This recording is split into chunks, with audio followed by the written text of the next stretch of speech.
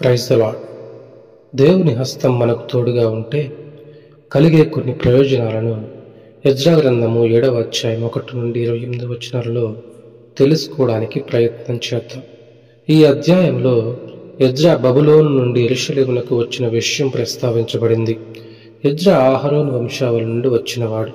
దేవుని హస్తము ఎజ్రాకు తోడుగా ఉంది. ఫలితముగా అతడు పొందుకున్న ఆశీర్వాదాలను ఒకసారి మనం గమనిద్దాం. దేవుని హస్తం తోడుగా ఉంటే అధికారుల యొక్క మనస్సు మార్చబడుతుంది.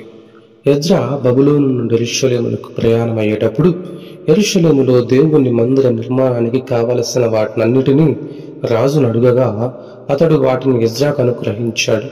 దేవుని హస్తము ఎజ్రాకు తోడుగా ఉంది కాబట్టి అతడు అడిగినవన్నీ రాజు నుండి పొందుకున్నాడు. అలాగే రెండవదిగా, దేవుని హస్తము తోడుగా ఉంటే మన ప్రయాణాల్లో క్షేమం కలుగుతుంది. ఎజ్రా బబులోను దేశంలో మొదటి నెల మొదటి దినమున బయలుదేరాడు. 5వ నెల మొదటి దినమున యెరూషలేమునకు క్షేమముగా చేరుకున్నాడు. బబులోను నుండి యెరూషలేమునకు వెళ్లే మార్గములో శత్రువులు ఉంటారు. అయినప్పటికీ దేవుని హస్తము తోడుగా ఉండడం బట్టి ఎజ్రా క్షేమముగా చేరుకున్నాడు. అలాగే దేవుని హస్తం తోడుగా ఉంటే మనం బలపరచబడతాం. ఎజ్రాతో పాటు యెరూషలేముకు రావడానికి కొంతమంది ఇశ్రాయేలీయుల ప్రధానులను ఎజ్రా సమకూర్చాడు.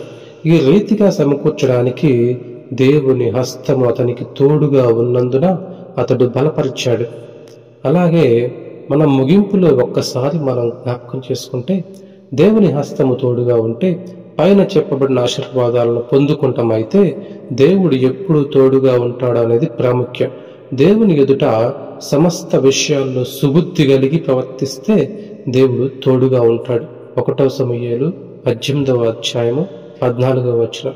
సుబుద్ధిగా జీవించి దేవుని తోడును పొందుకుందాం. Praise the Lord. ఆమేన్.